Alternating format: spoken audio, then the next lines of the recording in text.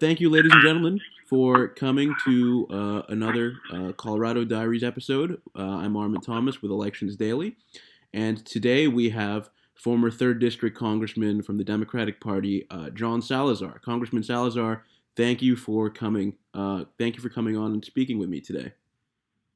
Sure, appreciate the opportunity. Thank you. So, right off the bat, tell us about the district. The third, it's big. In some iterations of it, it's been larger than the state of Florida.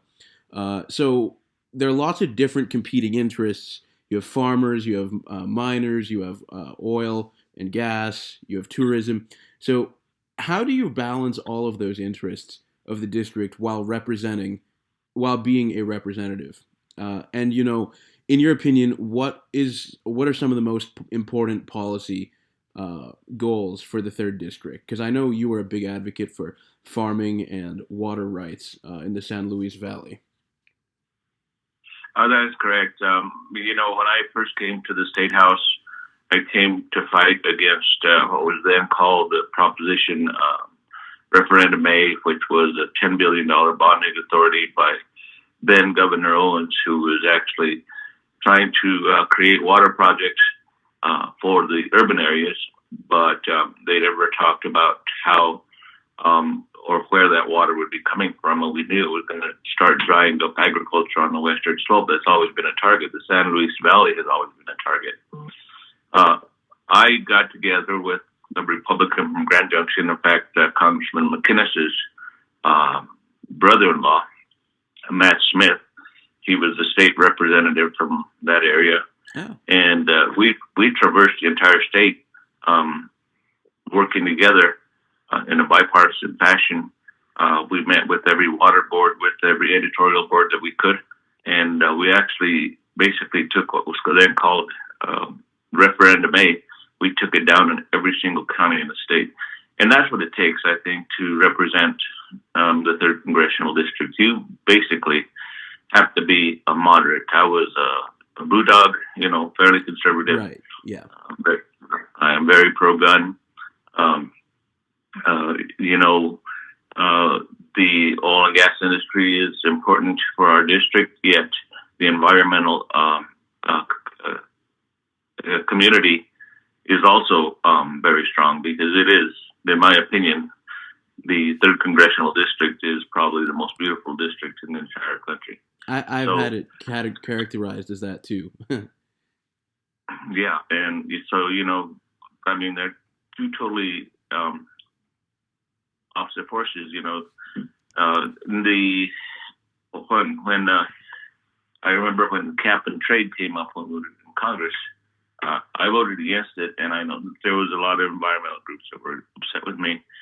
But I don't think that we need to stop one industry to create another one. For example, renewable energies. I'm very pro renewable energies. However, as we transition from carbon energy to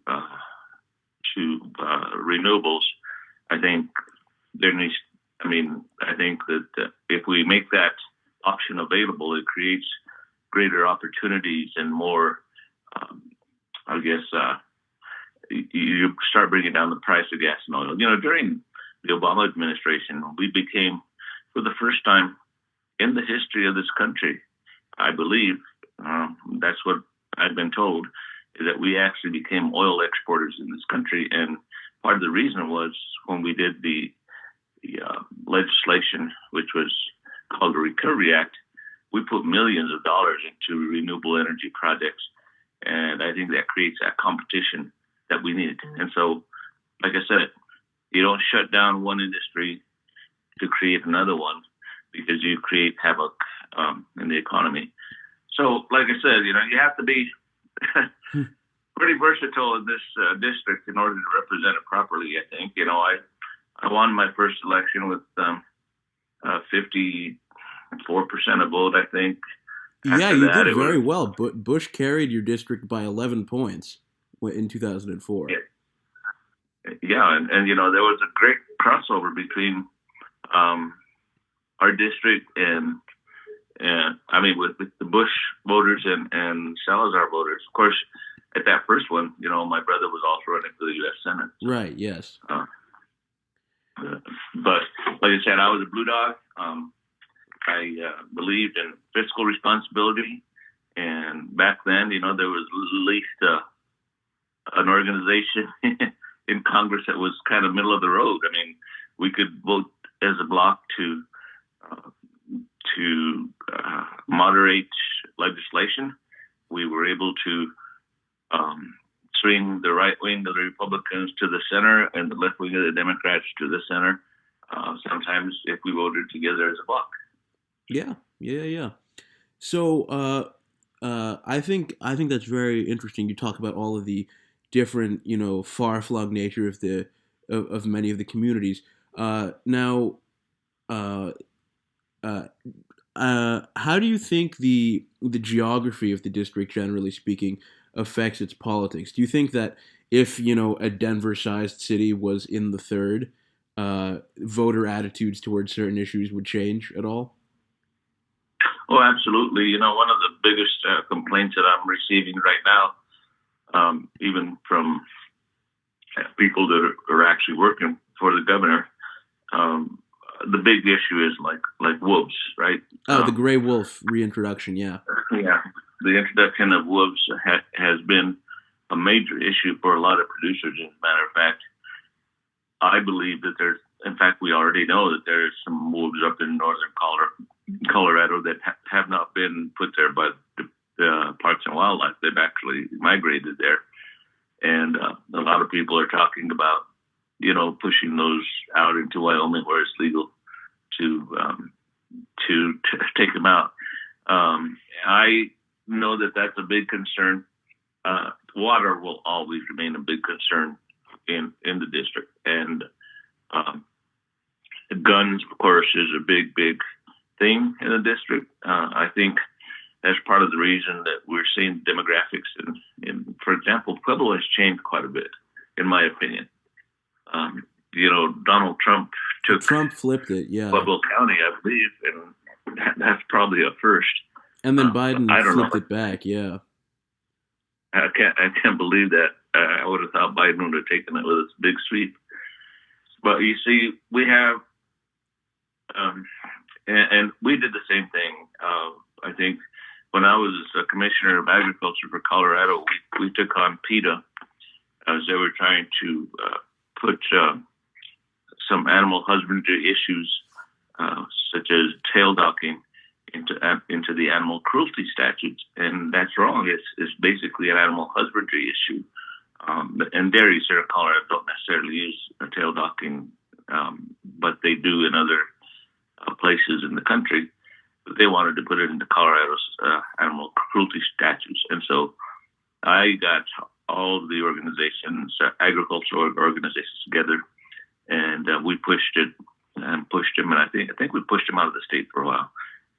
This makes me sad that we have to do that because people really don't understand. For example, the wolves, if they were to be introduced into the urban areas, can you imagine all the little puppies that would be killed, Gosh, maybe yeah. children attacked, and so you have to be, cognizant of the impact it has on rural areas. And the problem is, like when I was in Congress, there was only, out of 435 members of Congress, there was only 4 of us that were actually farmers.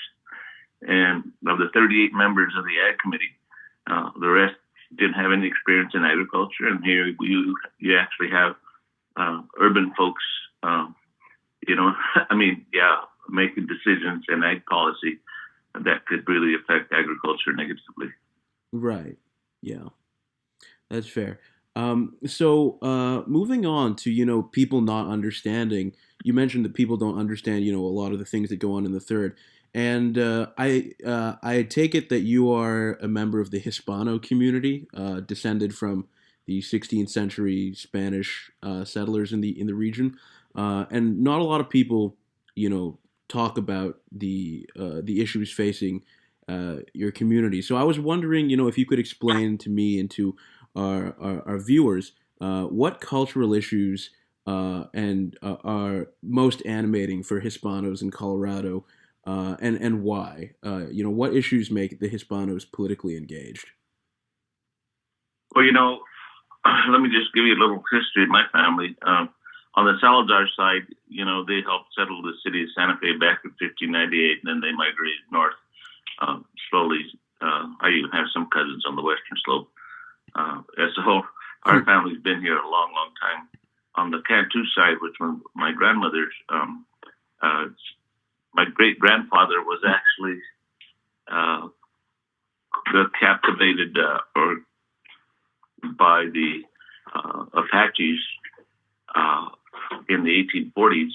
At the age of 12, he was out tending a flock of sheep near Nuevo Leon, Mexico, and he was kidnapped, and the sheep were stolen from his father, and he was brought across the river and sold 2 years later when he became sick as a slave to a Spanish family in Española, New Mexico, for a sack of flour. Can you imagine that? Wow! And the lady that bought him though didn't buy him and did treat him as a slave. In fact, she treated him like a son. She felt sorry for the young man, and she cured him, and he became well. And at the age of 28 was when he moved, got married, and moved to the San Luis Valley, and actually was grub staked by a fairly wealthy Spaniard in Taos, I think it was. His name was Prefecto Madrid, and he actually homesteaded the original farm that we still live on. That was in 1860 when President Lincoln created the Homestead or signed the Homestead Act. Wow! And so, we still hold on to that land, and we've had to buy land back quite a bit. I remember there was a lot of prejudice when I was growing up. I was never allowed to speak Spanish on the school grounds, and in fact, I got slapped several times for doing that. Can you still speak Spanish? Yeah, because we were speaking Spanish to some of our other friends on the school grounds. And so that's one of the things that I worry about. I believe in immigration laws, but I also believe that, families should not be separated. And one of the things that bothers me a lot is when I see even like second generation immigrants or even first generation immigrants, once they've gotten their papers, they also look back and they think that new immigrants are actually taking their jobs away. Immigration is really important in not only in the valley but also on the western slope. We have agriculture because you see a lot of Mexican immigrants actually doing the hard work and hard labor on these ranches and farms, and they're very important to our industry. And you look at the things like in the more urban areas like Pueblo and Grand Junction. I mean, that's who you find doing all the hard work, like roofing and things like that. So there's got to be a decent balance on immigration. I was totally opposed to the way that Donald Trump treated immigrants from other countries, and I think that's probably something that we have to look at. Trouble is that a lot of the immigrants will not or cannot vote, and so I don't know what else. Let's see, what are some of the other differences? Pueblo, right in Pueblo, there's quite a bit of agriculture around it. Some of the greatest green chili in the world is produced there in Pueblo. In Grand Junction, you also have the fruit industry in Palisades, such as the peaches and apples, and things like that. So agriculture is pretty close for those two major cities. And Alamos is the major hub, basically, for the San Luis Valley, and education is critical. We have several colleges. We have Adams State University. We have CSU Pueblo. We have,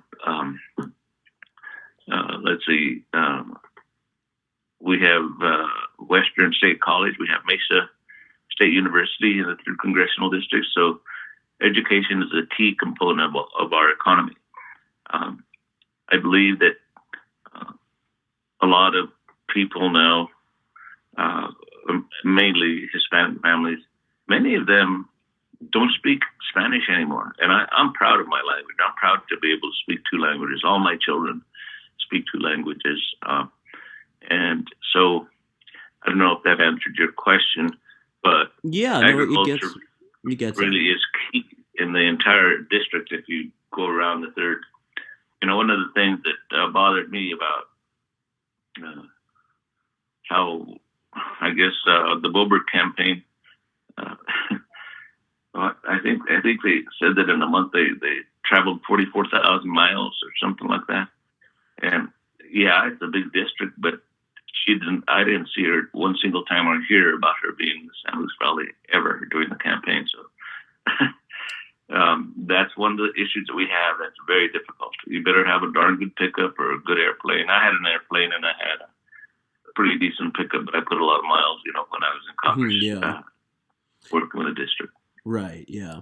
Yeah. No, that's good. So I want to follow up with that. So you mentioned immigration and all, and that's a different Hispanic community. So I guess from a historical context, how is your New Mexican ancestry Hispano community different from these other newer Hispanic communities in the 3rd district, but also just in Colorado, especially in Denver and in other places? How is it different? Well, especially because in the wake of 2020, we hear in the news that Hispanic voters are not a monolith. Democrats need to start, tailoring their messages to all of these individual different Hispanic communities. So, as someone who has the lived experience of that, I was wondering what your perspective was. Well, that's one thing that puzzles me a lot.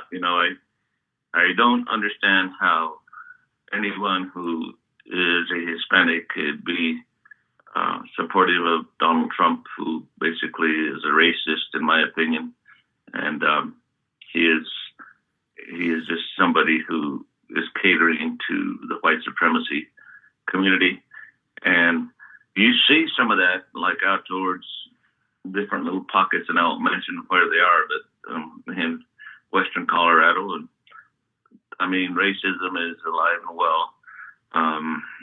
Too bad there has to be somebody that fans the flames and puts gasoline on the flames and makes it even worse.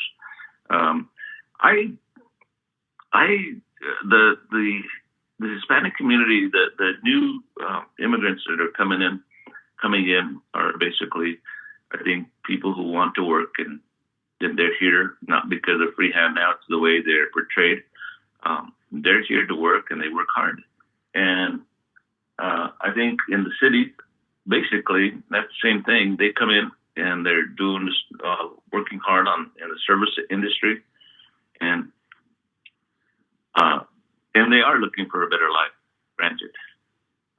So I don't know that I can say too much more about it. I know that we work really hard on our ranch and farm, right? And it's basically my son and I, and we don't have right now any immigrants that have been there, but we have hired Mexican immigrants in the past, and they're very good hard workers, and I feel a lot of the customs that we have from my dad and mom taught us. I mean, they kind of bring it alive, like different foods that they eat that we like. We still love beans and chili. Sounds awesome. Yeah. So yeah, you mentioned Trump and him being racist and all of that, but clearly Trump flipped in 2016. He flipped Conejos, Las Animas, Huerfano, and Pueblo, and then in 2020 Pueblo flipped back, but the others stayed with Trump, and Trump actually flipped Alamosa. So clearly there is some appeal to obviously non-Hispanic white people in the district. But could you at least try to explain what potential Hispanos in the San Luis Valley Well, could see in Trump?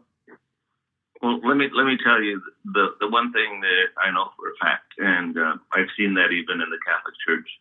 Um, I think the key issue that Trump pushes forward, when I've met a lot of Hispanics that they tell me that, well, Trump's done some good things, and I kind of shake my head and wonder what he's done. But the key thing, I think, in Hispanics' mind, many of them are Catholics, right? Right. And a lot of them is the life issue, pro-life issue. And he appointed a lot of Supreme Court justices, not in the right way, but he did. Of course, he built a pretty good army with McConnell and the Senate. And so really looking at it from a Catholic standpoint, and I'm Catholic. Oh, me too. Yeah. But I believe in a woman's right to choose, and I'm not pro-abortion. Right. You had a moderate record on the issue in Congress, if memory serves me correctly. I had a what now? A moderate record on abortion in Congress. Yeah. I mean, I never received money from Planned Parenthood or things like that, but in general, I would vote for a woman's right to choose. As a matter of fact, when I was in Congress, I'd come home every weekend if I could, and if I didn't have to be out in the district, I'd be helping my son doing the little farming Saturday and Sunday, and I was back to Washington on Monday. But I remember for Father's Day, we always go to church. Normally, we used to go to church there in Manassas, and I walked into church, and it's a kind of a long story because it ended up being a big argument between me and the priest. He called me outside before Mass started. He told me he was very bothered and that he was not going to give me communion. And I told him that he was really not abiding by the laws of the church and that he was jeopardizing the tax-exempt status of the church. But that is the key thing. Almost every election around November, you start seeing the abortion flyers flying around the church and things like that. And it's okay that your church, preaches against abortion. That's fine. Like you and I probably, I believe, like I said, I'm against abortion, but I support a woman's right to choose because it should not be a political issue. Right. Yeah. But I think with the Hispanic community, that's exactly what the issue is. Many have been so brainwashed looking at the life issue, and so they tend to vote more Republican than Democrat. I don't know. I mean, I don't know exactly. And a lot of people, one of my former staffers, and actually Senator Bennett's staffer now, was talking about the demographics and how they've changed. Even my last election, I believe that I only took Pueblo by 56 or 58% of the vote. You probably have the numbers there. But before I was winning, it was 64 to 66%. Yeah. And so things changed. And I think part of that is, and there's racism, I think, in every community. That's the year that Obama was running. And we had just Obama was in office. And there's many people who could be anti-Black. To me, I believe all people are equal, and regardless, and we should treat people like that. Right. Yeah. So you mentioned the abortion issue, and I actually wanted to follow up on this.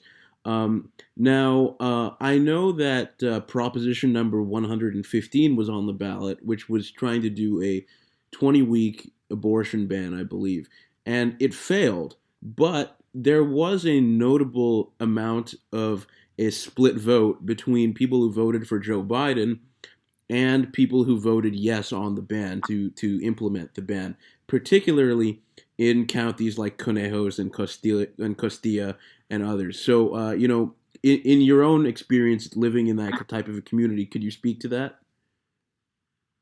Well, like I said, the church has a lot of influence on many areas that are, largely Latino. It's Crejos and Alamosa, and that, and I think that's part of the reason that you saw that split. But I I really didn't talk very much to people about that issue because I think a lot of people did not understand it as well. Right. And of course, with President, well, I'm not going to, with Donald Trump, uh, making it a big issue. Don't laugh. Making it a big issue. Of course, I don't think he's ever stepped inside a church except when he went to his 3 marriages, yeah.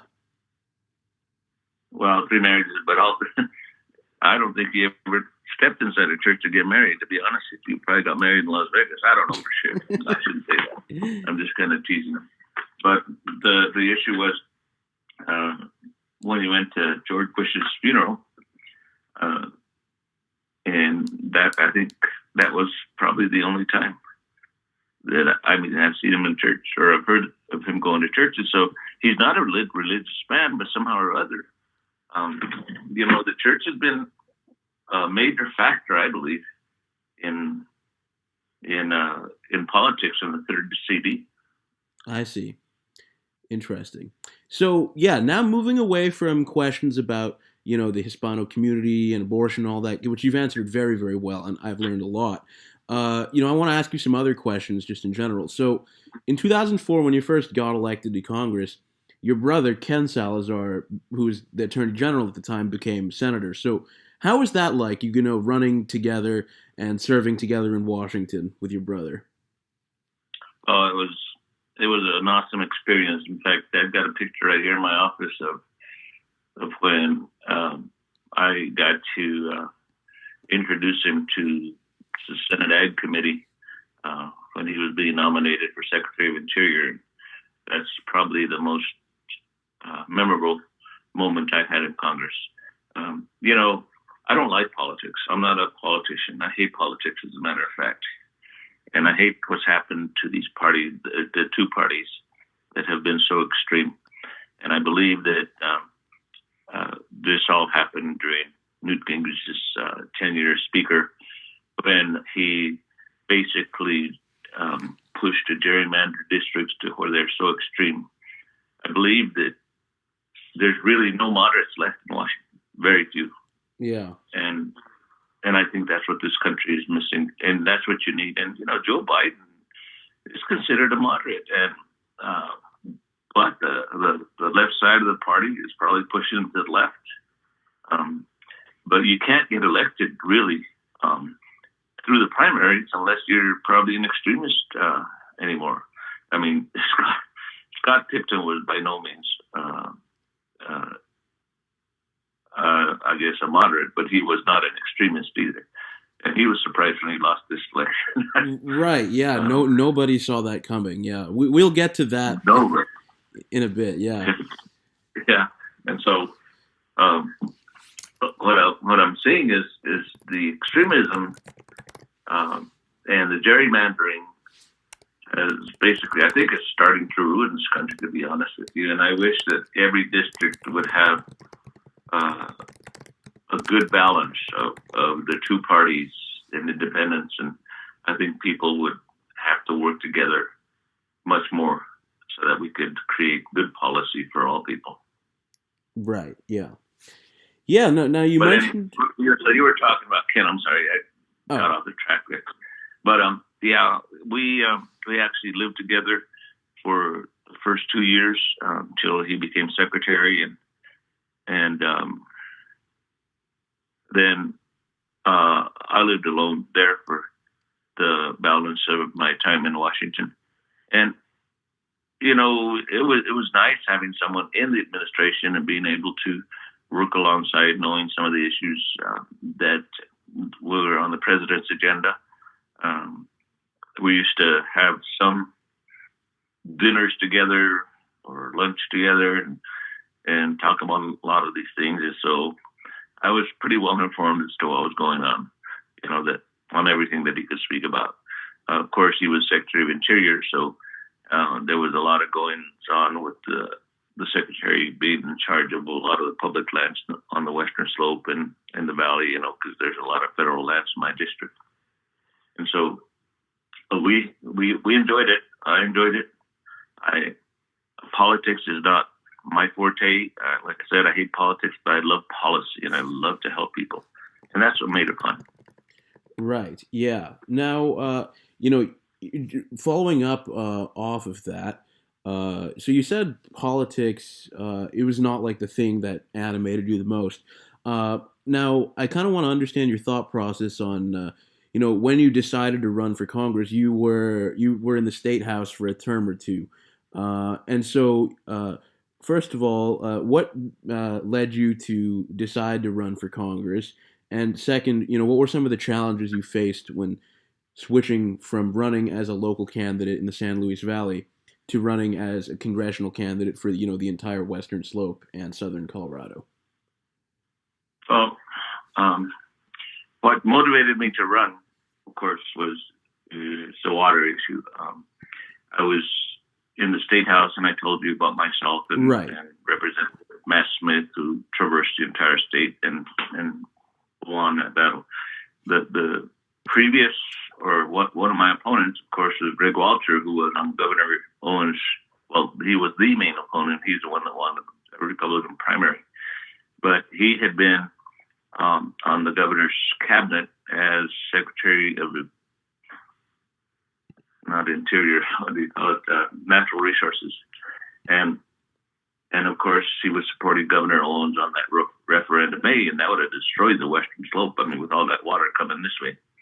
And so that's the biggest thing that pushed me to go that way. We knew he was running. In fact, Matt Smith ran in the primary against him. And there's some things that we could do to be there. By being there, whether it was trying to protect or making, creating legislation that would actually protect the water. And I've always been a strong proponent of keeping water on the land because I believe agriculture is really key for the state of Colorado. It's basically the second largest income producer for Colorado.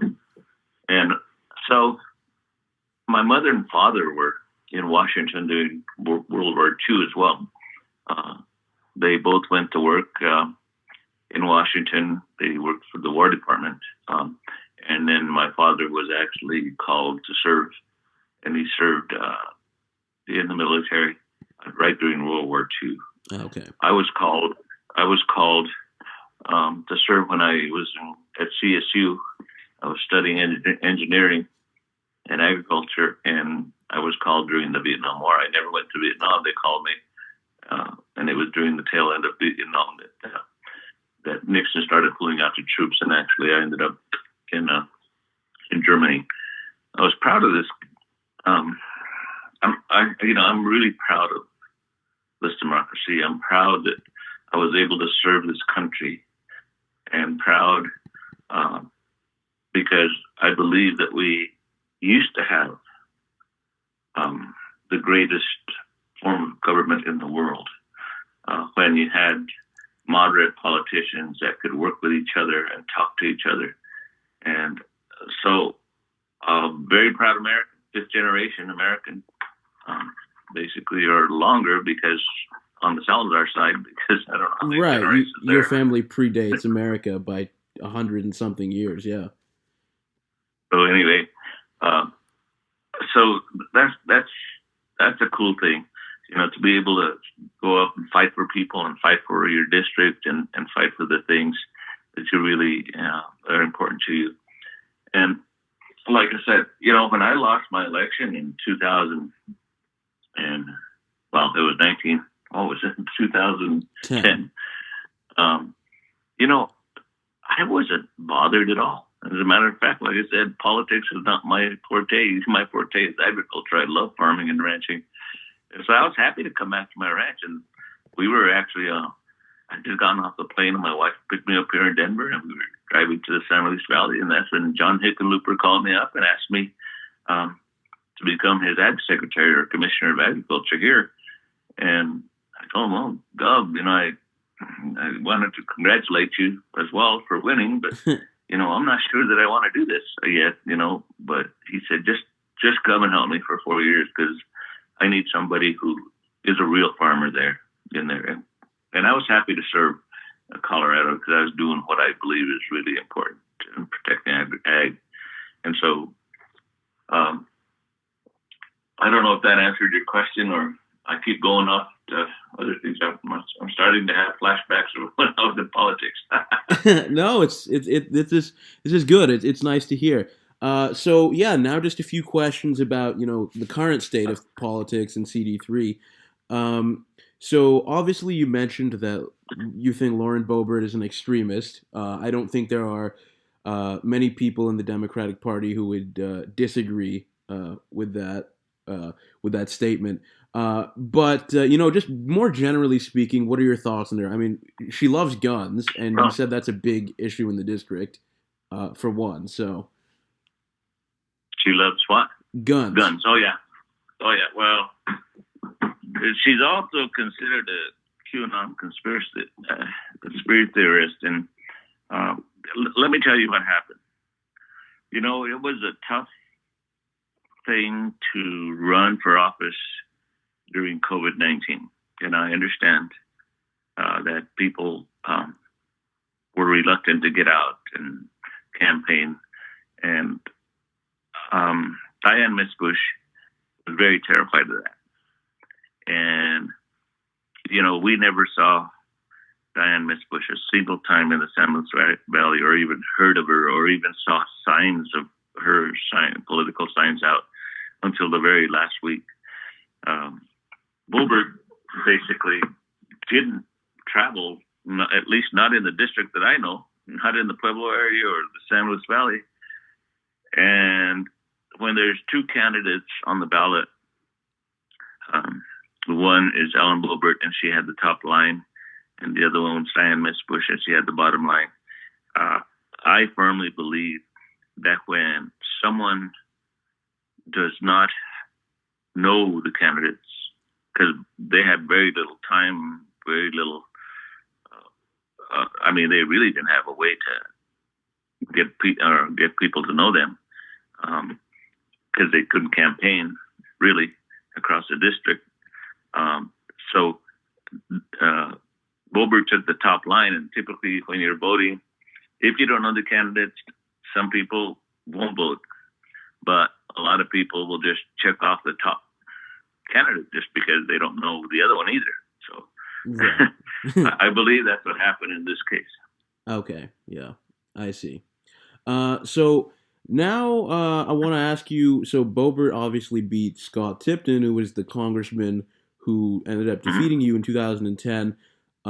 So I want to ask you, when he lost, was there any, schadenfreude at seeing someone who beat you finally get beaten? Because you did beat him in 2006, I believe, too, as well. Yeah. No, it was kind of funny, though, because I saw, and I would have certainly rather have Scott Tipton than Lauren Boebert. I guess he was at the state capitol. Is this story I heard? And I thought I saw a picture on Facebook, because I don't do Facebook, but my wife does. And that when he found out, I think he was at state capitol, and he was so shocked. He was looking at his phone, looking at the returns, and they caught him with a picture with his mouth open. And I thought, wow. It would shock the heck out of almost everybody in the district that she won. Right. Yeah. But like I said, I think, having a choice to make, probably a lot of people voted for the top line. Right. Yeah. So. Yeah, and I had no animosity towards Scott. Okay. Scott and I, worked on some issues together. My biggest concern, of course, was,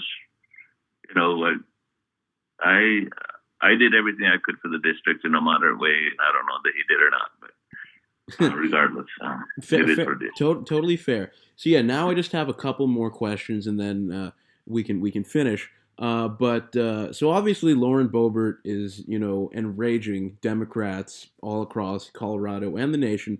So being the last Democrat to win the third, how feasible is assuming the third stays something similar to what it looks like now, how feasible is a Democrat winning the district again? I mean, you are a moderate. Ben Nighthorse Campbell was a moderate, and when he was a Democratic representative, so what's the special sauce for a Democrat to win the third?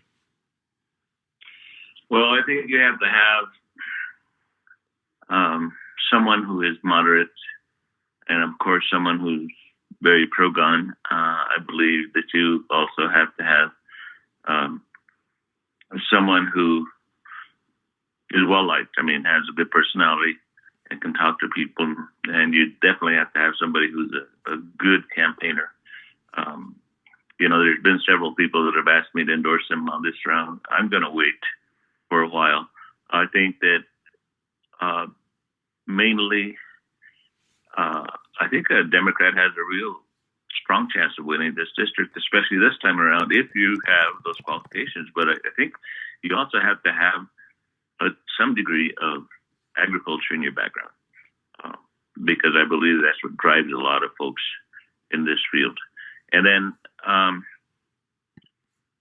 the other issue I believe is that, because of Donald Trump, I think there's been a lot of independents and Republicans that I've heard that have changed their affiliation. Maybe not to Democrats, some to Democrat, but some to independents. And here in Colorado, even in primaries, now we can vote, independents can vote in primaries. So you have to have great appeal for a Western life, I believe, because the third CD is still the third CD. It hasn't changed. I don't know if they're going to gerrymander it this year or not, but we'll see what happens. And,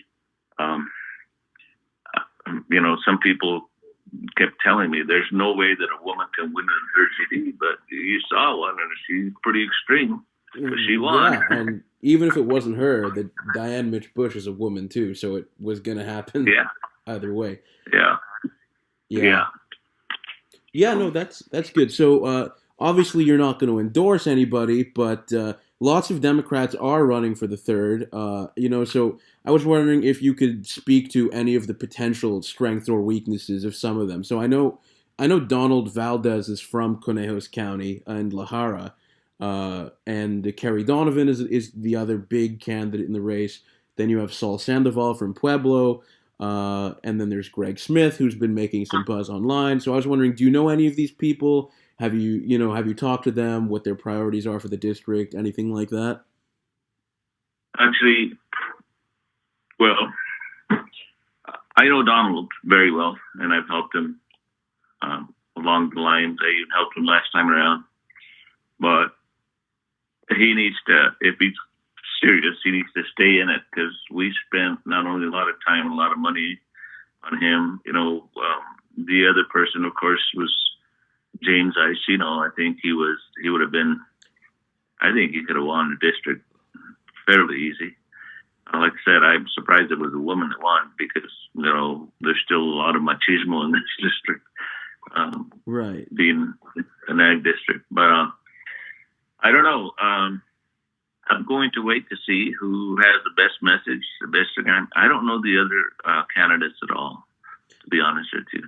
Okay, yeah, because Saul Sandoval, you said, from Pueblo. Yeah, I believe she's an organizer and activist with the Pueblo County Democratic Party. Yeah. Okay. And then Kerry Donovan is the state senator from Vail. I mean, from what I've heard, I was wondering if you might be able to comment on this, but people say that, liberal people from ski country areas like Vail and Steamboat Springs and Aspen don't often play very well in Pueblo and in the San Luis Valley. Could you speak to that? I won't really speak to it, but I think there's some truth in that, just because it's like we were talking about the issues, like the wolf issues, and right. It has to be someone, I think, that's fairly moderate, that can win. The reason I lost my election, 2010, was because of the Affordable Care Act, and people made such a big thing out of it, Right. And Yeah. but I'd vote for it again because we had when we were farming potatoes. Of course, we had big crews, 30 people, 40 people that we'd hire on during harvest and planting and things like that. And the main people that were working with us, like my foreman, he was already 58, I believe, and he had a few health issues, not bad. But I used to pay half of their health insurance, and then they had to pay their other half. And at that time, his health insurance for him and his family was $1,500 a month. His share alone, my share, was $1,500 a month. And when I looked at that and how much of his paycheck was going just to health insurance plus mine, that's one of the reasons that I supported the Affordable Care Act. And as a matter of fact, I was a speaker pro tem that day. I was in the chair, and I had the gavel in my hand, and I still have the gavel here that I used because I thought that was such an important thing for Democrats.